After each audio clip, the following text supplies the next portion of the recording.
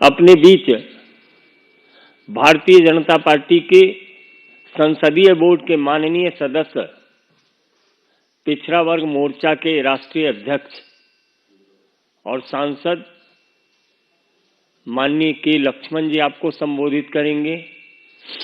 Bharatiya Janata party के माननीय राष्ट्रीय प्रवक्ता, उत्तर पूर्व के प्रभारी और सांसद डॉक्टर संबित पात्रा जी संबोधित करेंगे।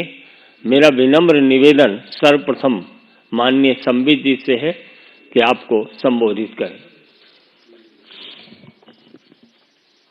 हमारे वरिष्ठ नेता आदरणीय डॉक्टर के लक्ष्मण जी, जो राज्यसभा में सांसद भी हैं, और हमारे मीडिया विभाग के आदरणीय संजय जी, सभी मीडिया के बंधु जो आज यहाँ मौजूद हैं, सभी को अभिनंदन एवं प्रणाम। मुद्दा बहुत गंभीर है। स्वाभाविक रूप से पार्लियामेंट छोड़ करके अगर सांसद आज पार्टी ऑफिस में बैठे हैं और इस विषय को आपके सामने रख रहे हैं, तो इसकी गंभीरता को आप समझ सकते हैं। यह मुद्दा किसी पार्टी का नहीं है, यह मुद्दा भारतीय जनता पार्टी का या किसी पॉलिटिकल दल का नहीं है। यह मुद्दा देश के संप्रभुता का है, देश की एकता का है। और अभी कुछ दिनों पहले जो खुलासा हुआ है कि ऐसी कुछ ताकतें हैं जो भारतवर्ष को तोड़ना चाहती है, कहीं ना कहीं भारतवर्ष के एकता और संप्रभुता के साथ खिलवाड़ करना चाहती है। भारत आगे बढ़े, भारत का विश्व में नाम हो, ऐसा नहीं होने देना चाहती है, उसका एक खुलासा हुआ है। आप सबको पता है कि दिसंबर 2 तारीख को एक फ्रेंच न्यूज़पेपर है जिसका नाम है मीडिया पार्ट।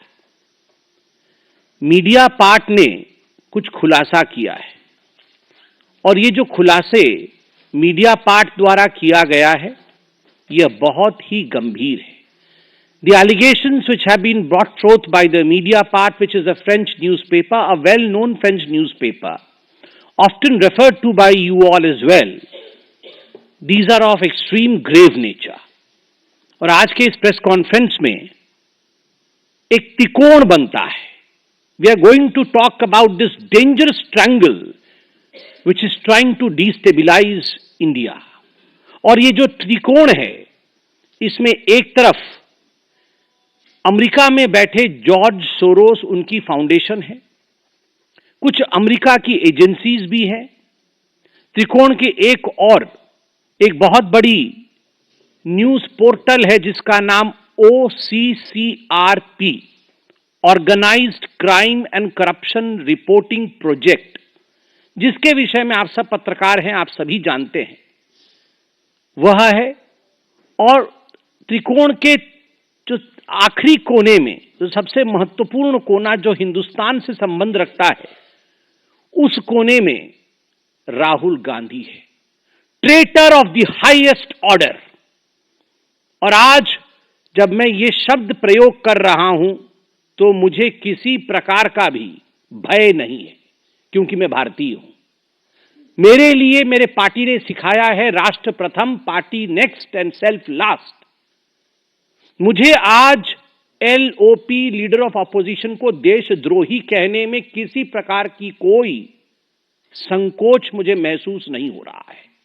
और अभी मैं पूरा ताना बाना आपके सामने बड़े ही सिंपल शब्दों में रखूंगा ताकि देशवासी इसे समझ सके। अब ये OCCRP क्या है? Organised crime corruption reporting project. यह एक विश्व की संस्थान है जो 2007 में शुरू की गई, और आज लगभग 50 बड़ी बड़ी मीडिया पार्टनर्स हैं इनकी 6 कॉन्टिनेंट्स में। अगर मैं कहता हूं कि ये एक ग्लोबल मीडिया एजेंसी है, तो ये अतिशयोक्ति नहीं होगी। मतलब अगर ये कुछ छापते हैं तो करोड़ों लोग इसे पढ़ते हैं, कई देशों में हलचल मच जाता है, भूकंप आ जाती है और अफरा तफरी का माहौल रहता है। इतनी बड़ी एजेंसी जब काम करती है तो उसके लिए बहुत सारे पैसों की आवश्यकता होती है, वरना इतने लोग एम्प्लॉइज हैं, इतना इन्वेस्टिगेटिव जर्नलिज्म ये किया जाएगा तो स्वाभाविक है इसके लिए बहुत सारा रिसोर्सेस की आवश्यकता है, धन की आवश्यकता है। तो एक आयाम जो मीडिया पार्ट ने खुलासा किया है वो आयाम है कि OCCRP जो फंडिंग है उसका फंडिंग का एक बड़ा हिस्सा आप देख सकते हैं, ये सब उनको फंड करने वाले लोग हैं। उसका एक बड़ा हिस्सा आप देख सकते हैं ओपन सोसाइटी फाउंडेशन, यहां पर लिखा हुआ है ओपन सोसाइटी फाउंडेशन, यह एक बड़ा हिस्सा है। बाकी यूएस की बहुत सारी ऐसी संस्थाएं हैं, कुछ गवर्नमेंट एजेंसीज भी हैं जो OCCRP को फंडिंग करती है। अब ये जो ओपन सोसाइटी फाउंडेशन है ये किसका है? आपने कई बार इसका नाम सुना है, जॉर्ज सोरोस। ये जॉर्ज सोरोस का है, अर्थात जॉर्ज सोरोस OCCRP का एक बहुत बड़ा फंडर है, उसको बहुत पैसा देता है। और मीडिया पार्ट जो फ्रांस का न्यूज़पेपर है वो कहती है कि हम तो सोचते थे कि OCCRP एक इंडिपेंडेंट एजेंसी है, जैसे कि मीडिया एजेंसी को होना चाहिए, मगर अगर 70% पैसा उसका किसी एक सोर्स से आता है तो स्वाभाविक है वो तटस्थ नहीं रह सकता है, वो तटस्थ नहीं रह सकता है, न्यूट्रल नहीं रह सकता है। जो पैसा देता है उसके इंटरेस्ट में, उसके हक में वो बात करेगा। तो OCCRP किसके हक में बात करता है?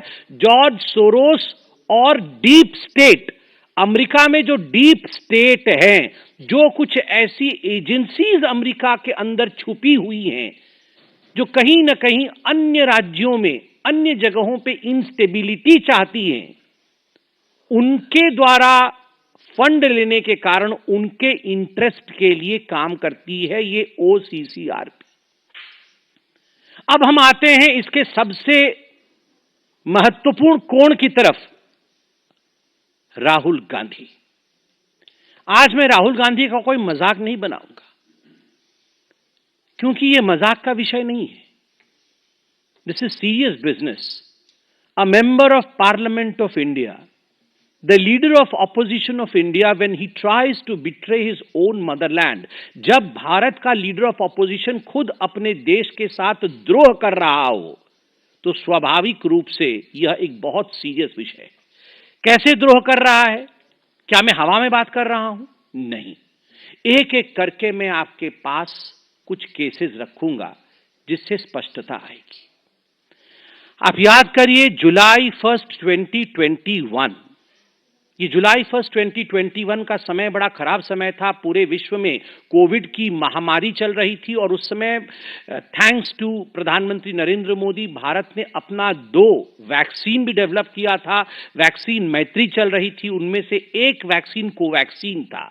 कई कंट्रीज ने ऑर्डर प्लेस किए थे कि हमें कोवैक्सीन का स्टॉक चाहिए, और ठीक उसी समय जुलाई 1 2021 में ये OCCRP, इस मीडिया हाउस ने एक आर्टिकल पब्लिश किया कि ब्राजील ने $324 मिलियन वर्थ कोवैक्सीन जो उन्होंने ऑर्डर किया था कैंसिल कर दिया। इससे भारत के छवि को धूमिल करने की कोशिश की गई, क्योंकि आप जानते हैं वैक्सीन का मार्केट एक बहुत बड़ा प्रॉफिटेबल मार्केट कई लोग, विश्व में कई लोग बनाते हैं। भारत अकेली ऐसी देश थी जो वैक्सीन मैत्री कर रही थी, जो वैक्सीन बिना पैसे के भी दे रही थी, और पूरे विश्व में भारत ने एक स्थान बना लिया था। आज भी वो स्थान बरकरार है। हमारे वैक्सीन के ऊपर आघात करने के लिए एक आर्टिकल लिखा गया कोवैक्सीन और ब्राजील को लेकर कि ब्राजील ने विड्रॉ किया है ये ऑर्डर, और तुरंत 1 जुलाई 2021 को ये आर्टिकल छपा OCCRP को, और 2 जुलाई 2021 को कांग्रेस पार्टी ने प्रेस कॉन्फ्रेंस करके बकायदा भारत की सरकार और कोवैक्सीन को घेरे में ले लिया तुरंत। और इसमें पते की बात यह है कि यह विषय कोई नया नहीं था कि OCCRP ने पहली बार 1 जुलाई को छाप दिया। ये जून में भी पता चल चुका था कि ब्राजील कोवैक्सीन नहीं ले रहा है, मगर जब OCCRP ने छापा तब जाके राहुल गांधी ने इस पे प्रेस कॉन्फ्रेंस किया। अर्थात OCCRP dictates and Rahul Gandhi follows.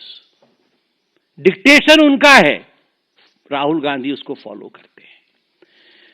दूसरी बात, आप याद करिए, ये OCCRP ने लगातार भारत के जो टॉप इंडस्ट्रियलिस्ट हाउस हैं, उद्योगपति, जो बड़े उद्योगपति हैं, उनके ऊपर, जिसको अंग्रेजी में कहा जाता है हिट जॉब, बार बार उनके ऊपर आघात करना, कुछ ऐसे रिपोर्ट प्रस्तुत करना मानो ये बहुत फर्जीवाड़ा चल रहा है। भारत के उद्योगपति, भारत के इंडस्ट्रियलिस्ट, इनमें बिल्कुल भी सच्चाई नहीं है। और इसके पीछे का मकसद रहा कि भारत के अर्थव्यवस्था को किस प्रकार से डगमगा देना है, to bring an earthquake in the markets of India, to tank the markets of India, shares of India, Indian market, Bharat के मार्केट में शेयर्स की वैल्यू कैसे गिर जाए, आम हिंदुस्तान का व्यक्ति जिन्होंने इन शेयर्स में पैसे लगाए थे वो कमजोर पड़ जाए, सरकार के विरोध वो आवाज उठाए और रेजीम चेंज हो जाए। इस मकसद से हमारे उद्योगपतियों पर OCCRP ने अटैक किया। और आप क्रोनोलॉजी देखिए, जब जब ऐसी रिपोर्ट आई, तब तब राहुल गांधी ने प्रेस कॉन्फ्रेंस करके देश के अंदर एक, हम तो पहले इंडस्ट्रियल रिवॉल्यूशन की बात करते थे, यहां पर डी इंडस्ट्रियलाइजेशन की बात होने लगी कि भारत का कोई भी इंडस्ट्रियलिस्ट ठीक नहीं है, इनको हटाना चाहिए। 18 जुलाई 2021 OCCRP ने, आपको याद दिला दूं, आप सबकी मेमोरी तो बहुत शार्प है, हमसे भी शार्प है, because you all report and we follow you, you are the fourth pillar of democracy. 18 जुलाई 2021 को पेगासस रिपोर्ट आया, OCCRP ने इसे पहले उजागर किया, और 19 जुलाई 2021 को राहुल गांधी इसी रिपोर्ट के आधार पर पेगासस को लेकर प्रेस कॉन्फ्रेंस करते।